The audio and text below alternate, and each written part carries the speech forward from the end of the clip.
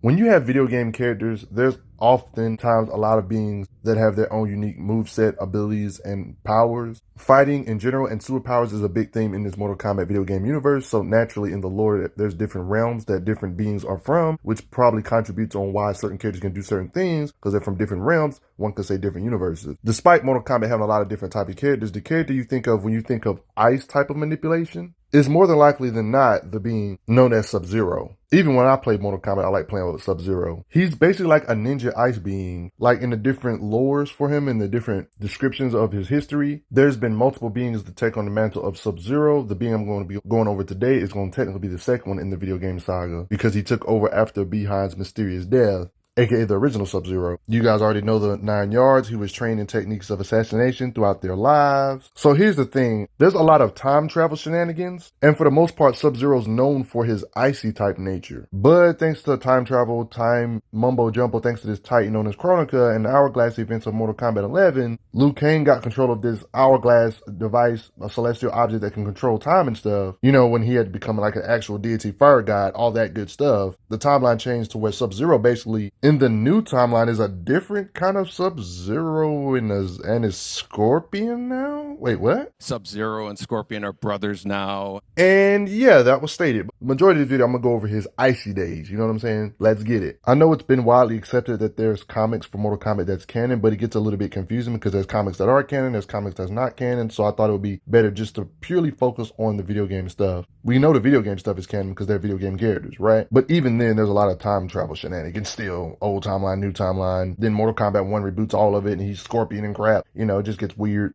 But anyway, since for a big bulk of his career, he was an ice ninja, of course he can fight, but he's real creative with his ice. It's like a case like this that prove he has hand-to-hand combat skills because he's fought a lot of different Mortal Kombat characters. And he's proven to have a multitude of martial arts abilities or fighting styles. He can do the standard ice powers like freezing multiple people at once.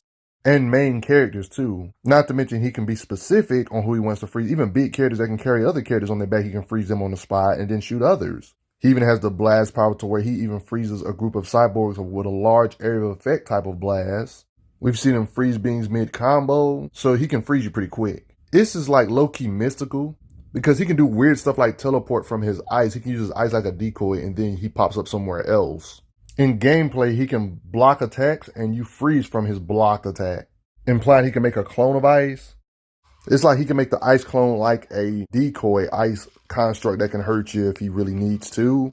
Apparently can make himself have ice armor to increase his durability. He will use his ice for mobility to slide on the ice, then use ice weapons like axes to chop you. He would make ice barriers to block screams. Gameplay even shows him doing ice legit shields. Big blocks of ice he can freeze you in. He can basically make ice shields to block out fire. When it comes to the element as ice, one can say it's like a hacks because whatever his physicals lack, even though he has some decent physicals, his ice abilities can make up for it. Because when you're a person that can control ice like this with this level of fighting skills, that's the part that makes it scary because he will technically always have a blade, even if he has to make a blade out of his own ice. We've seen Sub-Zero use these ice weapons against actual steel blades, so let you know, yeah, these ice weapons are on point. And he's not limited to just blades. He can make hammers. Like in this occasion, we see him use a literal axe. So one could say he's never really disarmed. That ice ninja that always has a sword, that sounds like a scary sight to me. Remember when I just said a second ago how it's kind of hacksy? This is the kind of stuff I mean when I say hacksy. He can pretty much make your temperature go down such a degree to where it pretty much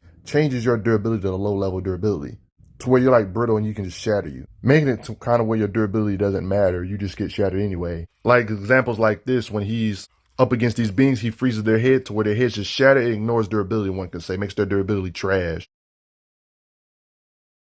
Example of it like this, how your body gets brittle when you make it icy. At times, it's hard to dissect how strong these guys physically are, but one could say you can get an idea of how strong they are based on their gameplay mechanic fatalities, for example. Oh, they're not canon. Well, actually, when it comes to their physical strength, him doing this to Scorpion right here might not be canon, like right here, but them having the strength to do that to a human body is canon when it comes to their physical strength. Because we've seen this type of stuff in like narrative type story mode endings and in narrative, them doing crazy stuff like ripping heads off with their spine still connected to it to show their supernatural strength. In this occasion, Scorpion did this. Like, it's kind of like how Injustice, how you can beat Superman as Batman, but narratively we know that didn't actually happen. But in the game, you can do it. One could say he could do this to a normal human body, ripping their head out their spine. One could say when it comes to his physical strength. I'm pretty sure the makers of this game probably didn't know that this calculation for a feat like this would be like hundreds of tons of force. But there's actually been people to calculate the strength needed to rip a head off with their spine still connected to it would take hundreds of tons of force.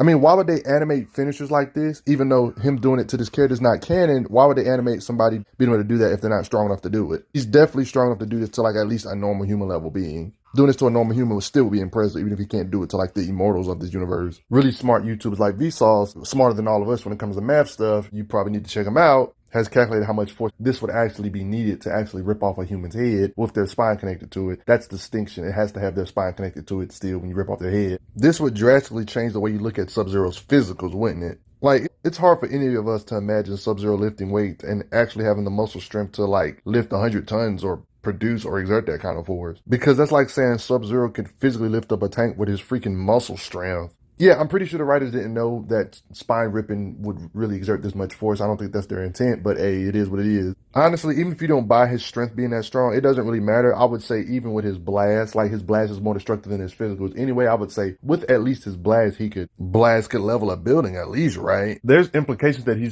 should be able to level something way worse than the building when it comes to how potent his blast or ice abilities could be adding on top of his strikes. I mean, apparently he crossed over with the Injustice universe, meeting a version of Superman, and his ice beams clashing with Superman's heat vision. Oh my goodness. Fought with Brainiac of their universe. Blasted Firestorm's leg here, for example. You're probably thinking, oh, this shouldn't count. This is Injustice. Well, I kind of agree, but at the same time, it was stated. I have seen the world beyond the realms. Then Raiden and I did go there. It was no dream, Sub-Zero. Dreamt of a strange and unjust world. With a dark knight and a caped wonder.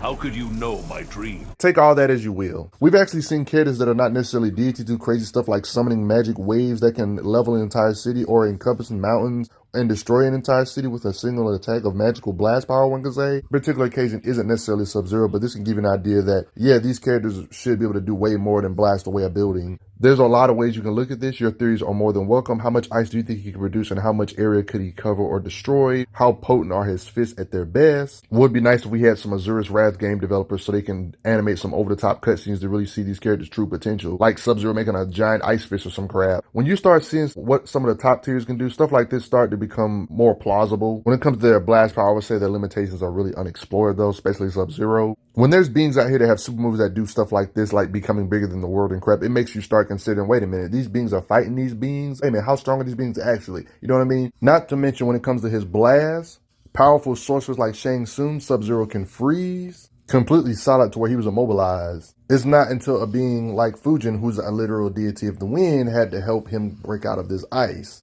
froze him solid. While Sub-Zero is a force to be reckoned with, I wouldn't put him up there with the super crazy top tiers like the Elder Gods or nothing, but he can still maybe scuffle with them if that makes sense, because almost every character and their mother scuffles with the top tiers here and there in the Mortal Kombat universe. I mean, in the comics, when Raiden, the god, was amped up, he cracked his face with a strike. Scorpion did. And you know Sub-Zero's a rival for Scorpion. This is the type of stuff, the reason why people don't want to add the comics in, because of stuff like this. Not to mention Raiden was amped up too.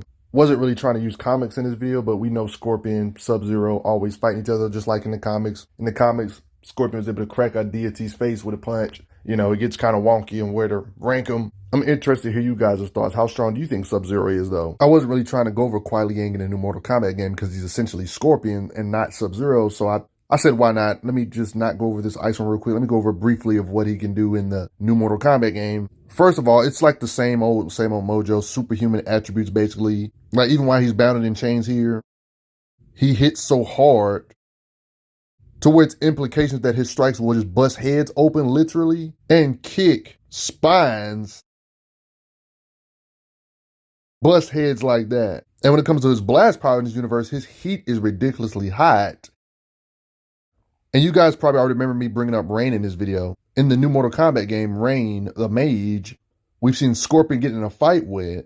This is impressive considering Rain can literally level an entire city with his magical power to summon waves. And against Rain, he actually got a win. Keep in mind, this is the same Rain that can literally crush an entire city. It lets you know how much raw power he can actually outwardly produce. even though he's way over here. And this is what Scorpion or Kuai Liang of this new Mortal Kombat universe that Scorpion has fought. Summoning a wave that can crush the capital. All this stuff got crushed beneath the power of this being summoning a wave this mighty. That kind of power. But before I get going, I gotta say thanks for donations, everybody. Helps out a lot. Respect Sub-Zero, though. I'm glad you are enjoying your time on the channel. Make sure you check out the playlist on the channel to see other How Strong videos. If you like what this channel is offering, make sure you hit that subscribe button, and I will see you guys later.